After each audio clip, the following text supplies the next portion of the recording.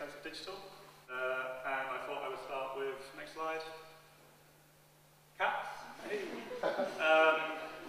I started thinking about, there's a shitload of stuff you can talk about digital and crowds, you know, Twitter and whatnot. I thought kittens were a good place to start. The kitten Wikipedia page, next slide, has had 4 million views. I worked this out in a kind of mathematical way. It doesn't stand up to scrutiny, so please don't. But I thought what's interesting is that we all love and trust Wikipedia. You know, if you're a student, it's really great. We all love and trust it if you're a student, or if you're a teacher, or if you're a normal person. Chances are at some point in your day you look up a brand or a person or a cat, and 4 million people have done this. But it doesn't just get there on its own. Next slide. Just over 2,000 people have edited the kitten Wikipedia page. So it started in July 2002, and in that time these people have edited it.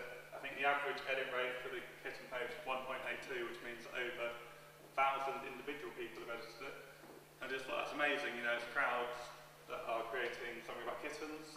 There probably are better examples, but I thought it would get a laugh.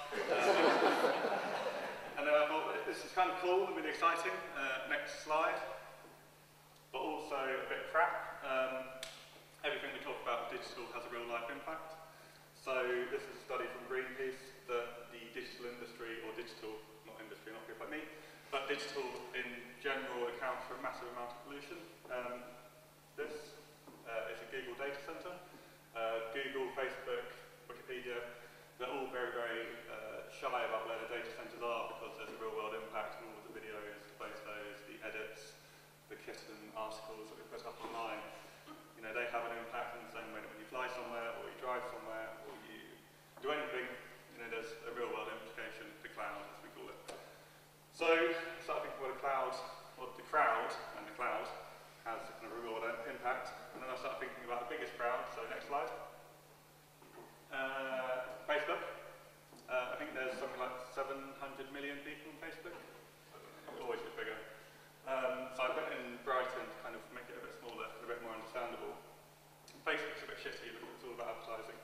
But it's kind of cool and it's got loads of latent potential. So next slide. I thought, what if Facebook could act a bit like Fix My Street? Has anyone seen Fix My Street? It's a really cool thing where you go on, you put in your postcode, and you say, in my road, there's a street light which is broken. It's really freaky, all I can see is a light. That's it anyway. And kind of councils look at this and stuff gets done.